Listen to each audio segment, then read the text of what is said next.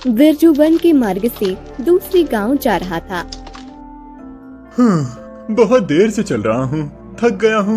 आज की रात यहीं सुरक्षित स्थान देखकर रुक जाता हूँ। बिरजू विचार कर ही रहा होता है कि तभी उसे एक गुफा दिखाई देती है। उस गुफा से रोशनी आ रही थी।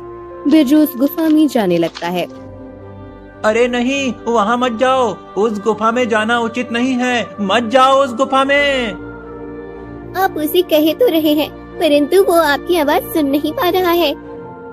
हाँ मैना, मुझे पता है, परंतु जब भी किसी को उस गुफा में जाते हुए देखता हूँ तो मुझे बहुत दुख होता है। जो भी उस गुफा में जाता है वापस नहीं आता। पता नहीं क्या रहस्य है उस गुफा का। हम भी तो ये पेड़ छोड़कर जा नहीं पाते। हमें किसी मायावी शक्ति ने एक कवच में कैद कर लिया है। बिरजू उस गुफा में जैसे ही पैर रखता है वो गायब हो जाता है। इधर बिरजू के घर उसका भाई उसकी प्रतीक्षा कर रहा था। बहुत दिन बीत जाते हैं पर बिरजू वापस नहीं आता है। फिर पता नहीं बिरजू को आने में इतने दिन कैसे लग गए। उस गांव से तो यहाँ आने में इतना समय नहीं लगता। मेरे विचार से अब मुझे महाराज के पास जाकर उनकी सहायता लेनी ही चाहिए। माधव राजमहल जाने के लिए निकलता है। तभी उसे महामंत्री मिलते हैं। क्या हुआ माधव, बड़ी चिंता में लग रहे हो? क्या बताऊं महामंत्री जी, महाराज के पास ही जा रहा था। मेरा भाई बिरजू पड़ोस के गांव से आने के लिए निकला था, परंतु आज 8 दिन बीत गए हैं, अब तक नहीं आया है। अच्छा, पर वो कहाँ जा सकता है? वही तो कुछ समझ नहीं आ रहा महामंत्री जी। मेरे विचार से अब यदि महाराज ने सैनिकों को जानकारी प्राप्त करने के लिए भेजा तो ही कुछ पता चल पाएगा। तुम जाकर आ गए? जिस मार्ग से बिरजू आने वाला था उस मार्ग पर देखकर आए हो कि नहीं? नहीं, महाराज के पास जाकर फिर वहाँ जाने ही वाला था। मैं महाराज को बताता हूँ, तब तक तुम उस मार्ग पर जाकर देखो, कदाचित तुम्हें बिरजू या उसकी कोई खबर मिल जाए। महामंत्री के कहने पर माधव उस मार्ग पर जाता है। माधव भी उस गुफा के पास पहुंचता है और उसे वो रोशनी दिखाई देती है। अरे देखो, एक और मनुष्य आ गया। अब ये भी उस श्रापित गुफा में जाकर गायब हो जाएगा। अब हम किसी की नियति तो नहीं बदल सकते। मैं तो ये विचार करती रहती हूँ कि हम इस कवच से कैसे मुक्त होंगे। अवश्य होंगे, कोई ना कोई तो ऐसा आएगा जो हमें और इस श्रापित गुफा को मुक्त करेगा। माधव उस गुफा में जाते ही गायब हो जाता है। उधर महामंत्री महाराज को माधव ने बताई हुई बिरजू की बात बताते हैं। महाराज, बिरजू की तरह कुछ और लोगों ने भी ये शिकायत की है कि दूसरे गांव में गए हुए कुछ लोग वापस नहीं आए हैं। माधव को वापस आने दीजिए। उससे जो जानकारी मिलती है उसके अनुसार हमें आगे क्या करना है वो विचार करते हैं। 3 दिन बीत जाते हैं, माधव वापस नहीं आता है। महाराज, 3 दिन हो गए हैं, अब तक माधव वापस नहीं आया है। मेरे विचार से अवश्य उस मार्ग पर कुछ तो ऐसा है जो सामान्य नहीं है। हाँ, अब तो हमें सैनिक भेजकर देखना चाहिए कि क्या हुआ है। महाराज सैनिकों को आदेश देते हैं और सैनिक उस मार्ग पर चले जाते हैं। सैनिकों को भी श्रापित गुफा में वो रोशनी दिखाई देती है और वो भी उस गुफा में जाकर गायब हो जाते हैं। उन्हें गायब हुआ देखकर पता नहीं और कितने लोगों को गायब करेगी ये गुफा। महाराज को पता चलता है कि उनके सैनिक भी वापस नहीं आए हैं। महामंत्री, हमारे सैनिक भी अभी तक वापस नहीं आए, अब हमें कैसे पता चलेगा? महाराज, लोग गायब हो रहे हैं और इसी समय हमारे युवराज वापस आने वाले हैं। हाँ, हमारे युवराज 9 साल के बाद अपना अभ्यास पूर्ण करके आने वाले हैं। ये तो बहुत बड़ी समस्या है महाराज। युवराज गुरुकुल से जिस मार्ग से वापस आएंगे उसी मार्ग पर लोग गायब हो रहे हैं। क्या? तो मेरे पुत्र को कोई परेशानी तो नहीं होगी? आप उन्हें किसी दूसरे मार्ग से आने का आदेश दीजिए महाराज।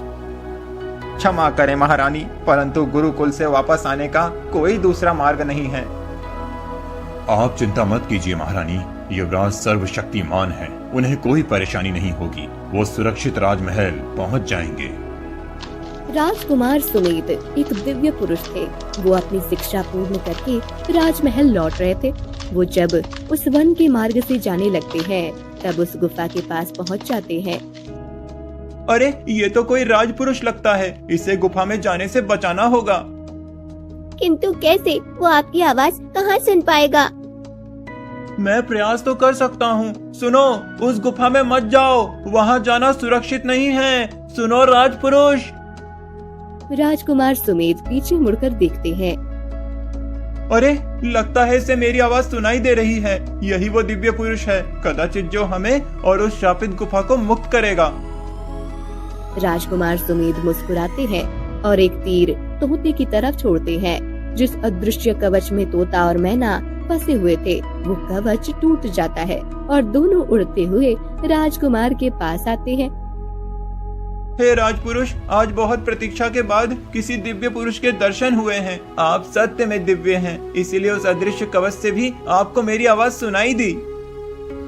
मैं राजकुमार सुमेध हूँ। गुरुकुल से अपनी शिक्षा पूर्ण करके राजमहल जा रहा हूँ, परंतु ये कैसी विचित्र गुफा है। इसके अंदर से ये प्रकाश कैसा आ रहा है, और तुम मुझे इस गुफा में जाने से क्यों रोक रहे थे? राजकुमार, ये एक शापित गुफा है। जो कोई भी इस गुफा में प्रवेश करता है वो गायब हो जाता है। जब से ये गुफा शापित हुई है, हम दोनों भी एक अदृश्य कवच में बंदी बन गए थे। कदाचित ये उसी गुफा की माया होगी। अब मैं इस गुफा में जाकर देखता हूँ कि इस गुफा का रहस्य क्या है। राजकुमार, मेरे विचार से आप ही वो दिव्य पुरुष हैं जो इस गुफा को शाप से मुक्त करेंगे। राजकुमार सुमेध उस गुफा के अंदर जाते हैं।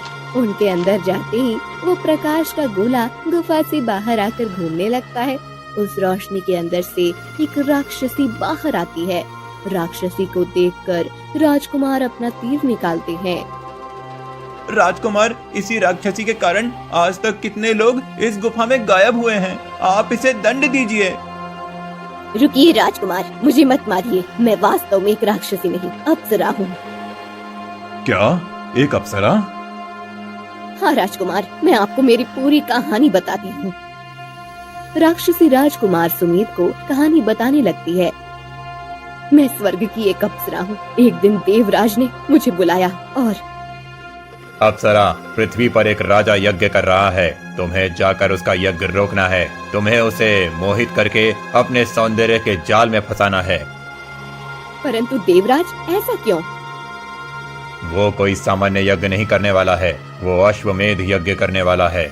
वो शक्तिशाली है। यदि उसने यज्ञ पूर्ण कर लिया तो पूरी पृथ्वी पर उसका राज्य स्थापित हो जाएगा। मैंने अपने एक भक्त को वचन दिया है कि उसका राज्य कोई उससे नहीं छीन सकता। इसीलिए तुम्हें जाकर उसका यज्ञ रोकना है। और मुझे भय है कि कहीं पृथ्वी पर अपना आधिपत्य स्थापित करने के बाद वो बाकी लोगों पर भी अपना अधिकार न कर ले। इसीलिए उसका यज्ञ यहीं रोकना एक विकल्प है। परंतु देवराज, उसका यज्ञ रोकने के लिए और भी तो मार्ग होंगे। आप मुझसे ये पाप क्यों करवाना चाहते हैं? नहीं, उसने अपना सारा पुण्य उपयोग करके ऋषि मुनियों का आशीर्वाद और कृपा प्राप्त की है। यदि वो राजा खुद ही किसी स्त्री के कारण भ्रष्ट हो गया तो ही वो अश्वमेध यज्ञ का विचार त्याग देगा। इसीलिए मेरे सामने यही एक विकल्प है।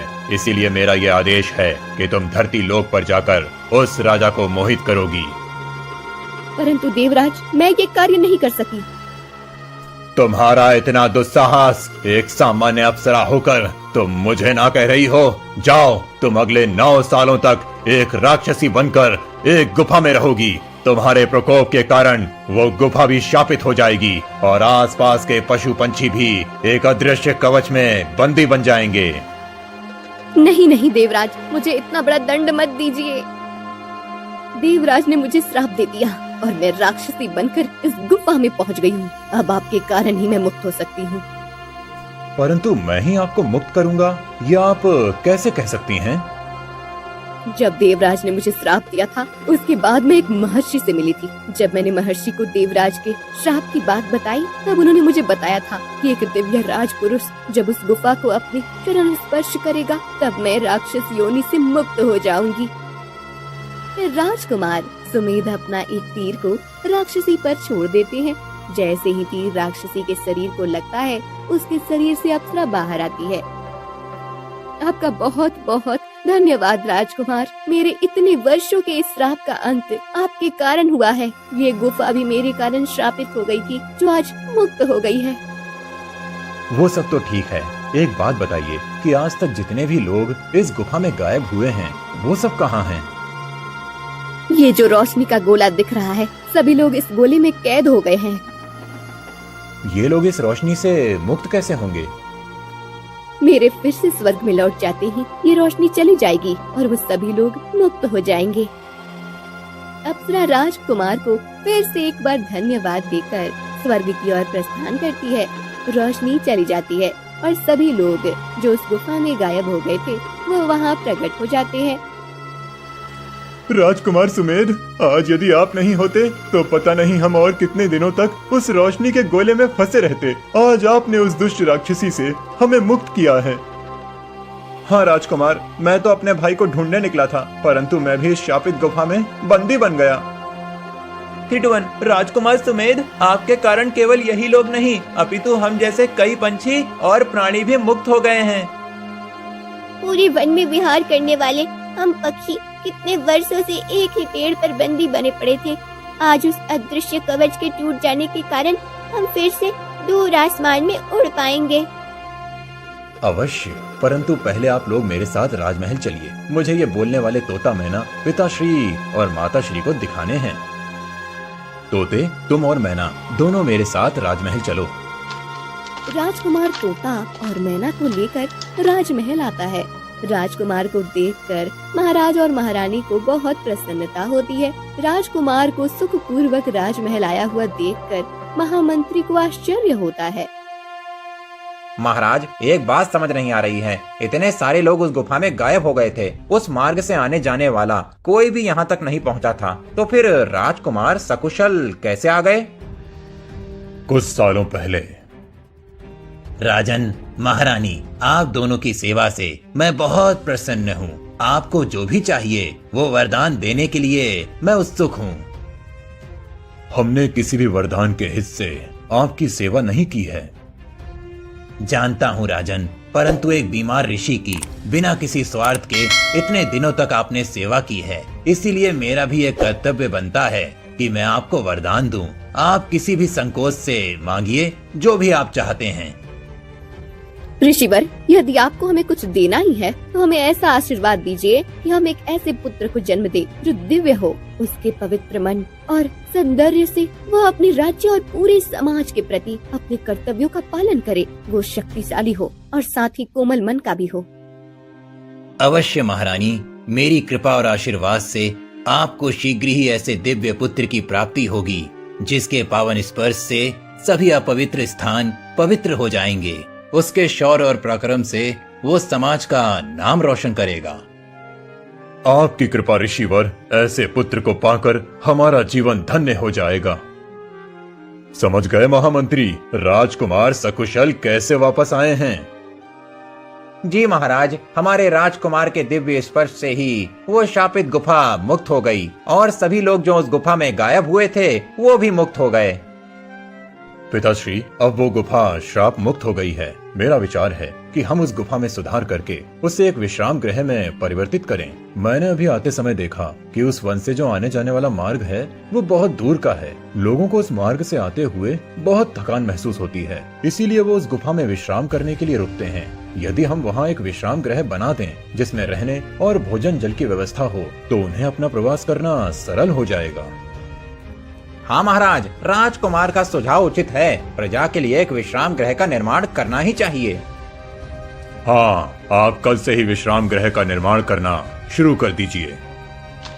जल्दी ही राजकुमार के सुझाव के अनुसार विश्राम गृह का निर्माण शुरू हो जाता है। जिस श्रापित गुफा में लोग गायब हो रहे थे वहाँ आने जाने वाले प्रवासी विश्राम करके सुख से अपनी आगे की यात्रा आरंभ करने लगते हैं। सभी राजकुमार को अपने आशीर्वाद और शुभकामनाएं देते थक नहीं रहे थे। राजकुमार सुमेध के कारण श्रापित गुफा एक विश्राम गृह में परिवर्तित हो जाती है। महाराज राजवीर का राज्य बड़ा ही समृद्ध और प्रगत था। उनके राज्य में बहुत सारी सुख सुविधाएं थी। महाराज राजवीर और उनके सभी मंत्रीगण प्रजा के प्रति अपने कर्तव्यों का वहन करते थे। बस एक ही कमी थी, महाराज राजवीर के सेनापति सूर्यकांत बड़े ही आलसी थे। एक दिन, अरे उठिए, राजसभा में जाने का समय हो रहा है। महाराज, यदि आपसे पहले राजसभा में पहुंच गए तो अनर्थ हो जाएगा। हाँ हाँ पता है, बस थोड़ी देर सोने दो। अरे क्या सोने दो, आप राज्य के सेनापति हैं। आप यदि समय पर राजसभा में नहीं जाएंगे तो राजसभा का अपमान होगा। महाराज क्रोधित हो जाएंगे। हे ईश्वर, ये कैसे आलसी इंसान के साथ आपने मेरी गांठ बांध दी। उठिए। सोनाक्षी के बार बार उठाने के बाद सेनापति सूर्यकांत उठकर तैयार हो जाते हैं और राजसभा में पहुंचते हैं। हालांकि सेनापति सूर्यकांत वीर योद्धा थे, परंतु उनके आलस के कारण उन्हें कई बार महाराज के क्रोध का भागी बनना पड़ता था। आज भी महाराज कुछ बता रहे थे और सेनापति उबासियां ले रहे थे। क्यों सेनापति महोदय, लगता है आज भी आपकी नींद पूरी नहीं हुई है।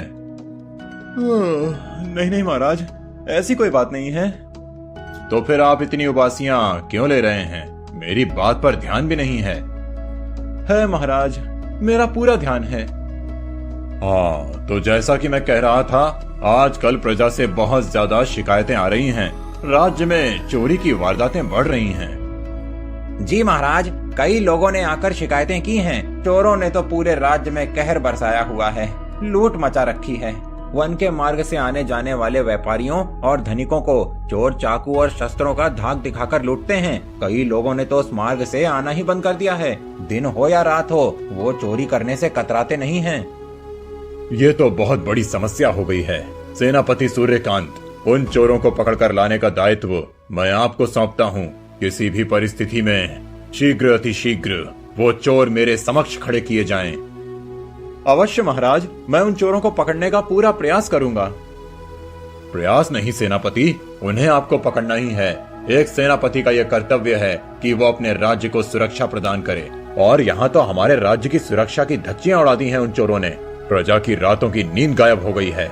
जाइए और उन चोरों को पकड़ने का कार्य आरंभ कीजिए।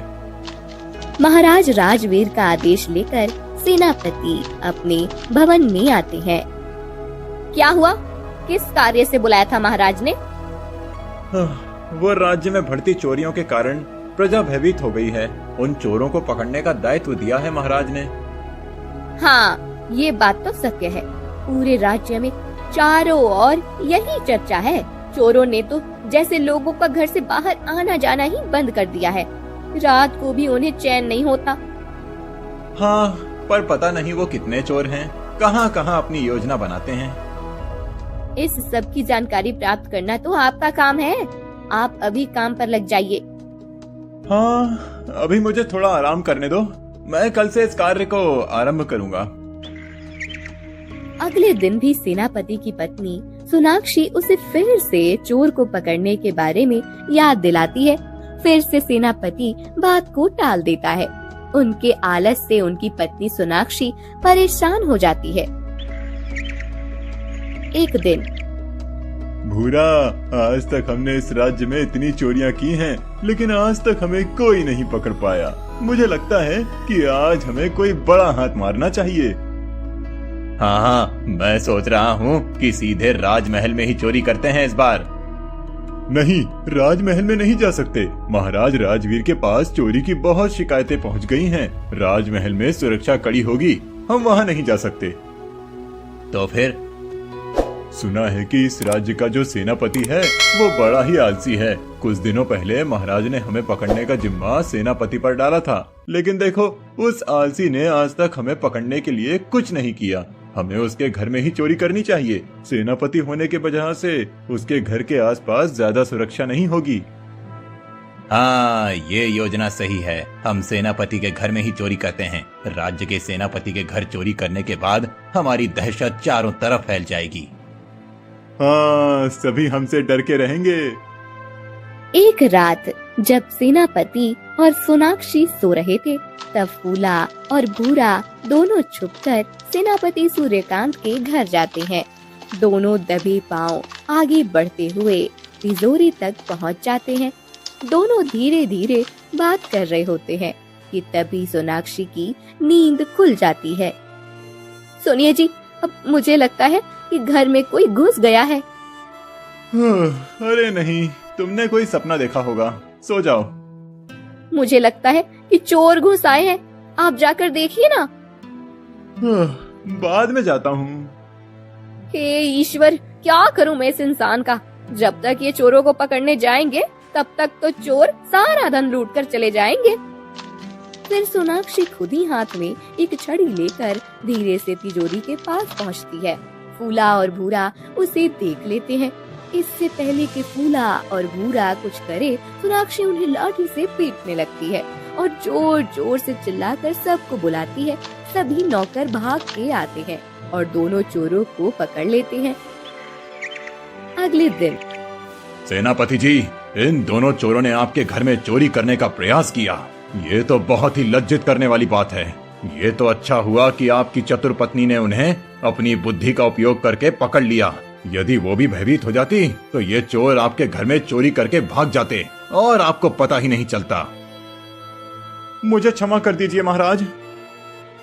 मैं आपको अंतिम अवसर दे रहा हूँ सेनापति सूर्यकांत।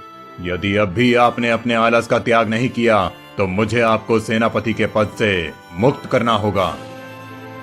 नहीं महाराज, मैं आगे से ध्यान रखूंगा। कुछ दिन बीत जाते हैं। एक दिन, महाराज, आपने सेनापति सूर्यकांत को अंतिम अवसर तो दे दिया है, परंतु क्या वह इस अवसर के योग्य है? राज्य में सेनापति को तो कितना चुस्त दुरुस्त रहना चाहिए। किसी भी संकट को राज्य में आने से पहले ही उसे रोक देना ये सेनापति का दायित्व होता है। और यहाँ हमारे सेनापति तो कितने आलसी हैं। वो तो उनकी पत्नी सोनाक्षी के उपकार हैं राज्य पर, जो उसने चोरों को पकड़ा। अन्यथा उन चोरों का धैर्य और बढ़ जाता और वो कदाचित राजमहल में चोरी करने का भी प्रयास करते। आप सही कह रही हैं महारानी, परंतु सेनापति सूर्यकांत वीर योद्धा है। जब वो रणभूमि में शत्रु के सामने होते हैं तब उनकी तलवार की वार से शत्रु बच नहीं पाता। बस उनके इस आलस का कुछ करना होगा। इसीलिए हमने उन्हें अंतिम अवसर दिया है। अब यही देखना है कि वो इस अवसर का उपयोग करते हैं या उसे गवा देते हैं। एक दिन महामंत्री भागकर महाराज के पास आते हैं। महाराज, महाराज। क्या हुआ महामंत्री जी, आप ऐसे भागते हुए क्यों आ रहे हैं? महाराज, अभी अभी हमारे गुप्तचर आए थे। उन्होंने बताया कि शत्रु राज्य के राजा भानु सिंह ने हमारे राज्य की पश्चिम सीमा पर आक्रमण कर दिया है। गांव में घुसकर गांव वालों को लूट रहे हैं और प्रजा को परेशान कर रहे हैं। हमारी प्रजा को तंग करने का दुस्साहस उस दुष्ट भानु सिंह का। महामंत्री जी, तुरंत सेनापति जी को बुलाइए। महामंत्री सेनापति को बुलाते हैं। कुछ देर के बाद सेनापति आते हैं और सेनापति सूर्यकांत, पता चला है कि हमारे शत्रु ने राज्य की पश्चिमी सीमा पर आक्रमण कर दिया है। आप सेना की आधी टुकड़ी लेकर उत्तर मार्ग से जाइए। मैं पूर्व मार्ग से जाकर उन्हें रोकने का प्रयास करता हूँ। पर महाराज, मैं उत्तर सीमा से जाकर क्या करूँगा? मुझे तो रणभूमि में उनके सामने जाना चाहिए। हाँ, परंतु शत्रु को चकमा देने के लिए हम 2 टुकड़ियों में जाएंगे। आप उत्तर सीमा से जाकर उन्हें घेर लेंगे और मैं सामने से जाकर उन पर आक्रमण करूंगा। ठीक है महाराज।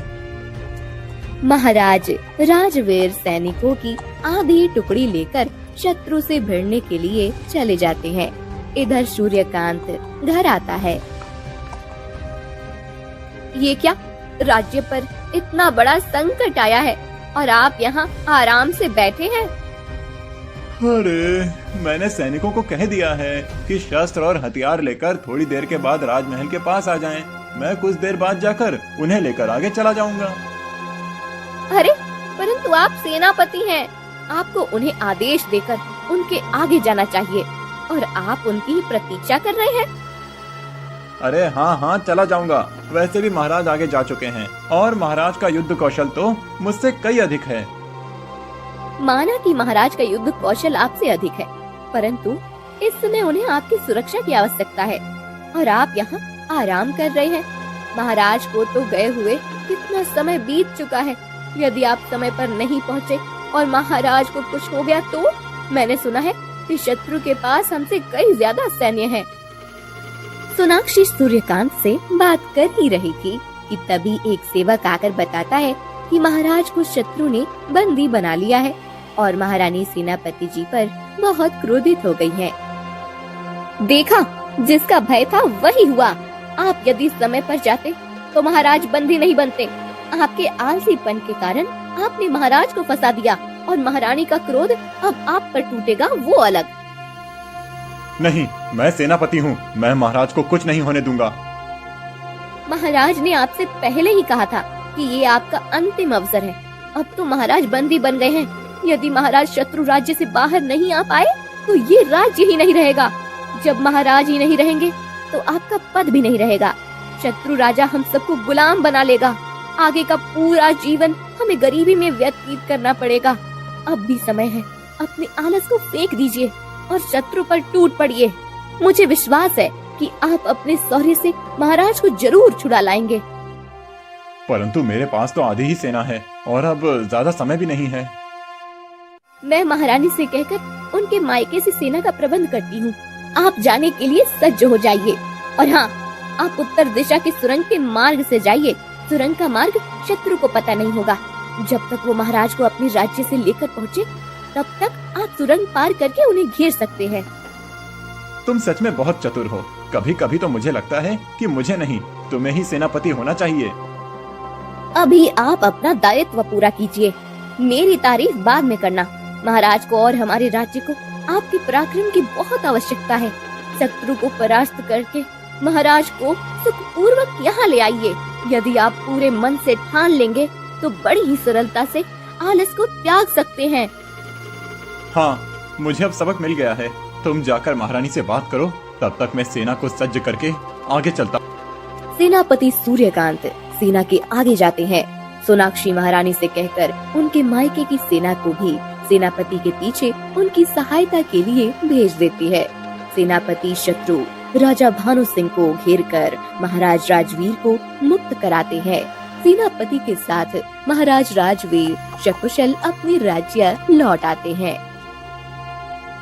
सेनापति सूर्यकांत, आज आपने अपने शौर्य और पराक्रम का प्रदर्शन करते हुए मुझे शत्रु से बचाया है। मैं आपसे बहुत प्रसन्न हूँ। महाराज, ये तो मेरी चतुर पत्नी के कारण संभव हुआ है। मैं तो अपने आलस में रहकर आराम कर रहा था, परंतु मेरी पत्नी ने मुझे अपने दायित्वों का स्मरण कराकर मुझे आलस का त्याग करने को कहा, अन्यथा पता नहीं क्या हो जाता। मैंने तो आज तक एक सेनापति होने का दायित्व ठीक से नहीं निभाया, परंतु आज जब सोनाक्षी ने मुझे आपका रक्षण करने के लिए कहा, तब मैंने अपने आलस का त्याग किया और सेना को लेकर पहुंच गया। सेनापति जी, आपने आलस का त्याग किया, ये अच्छी बात है। अब फिर से अपने आलस को अपने शरीर में स्थान मत दीजिएगा। जी महाराज, मैं आपको वचन देता हूँ कि मैं अब कभी आलस नहीं करूँगा और राज्य के प्रति अपने सारे कर्तव्यों का निर्वाह करूँगा। सेनापति सूर्यकांत आलस छोड़ देते हैं। सोनाक्षी भी अपने पति को आलस से मुक्त हुआ देख खुश हो जाती है।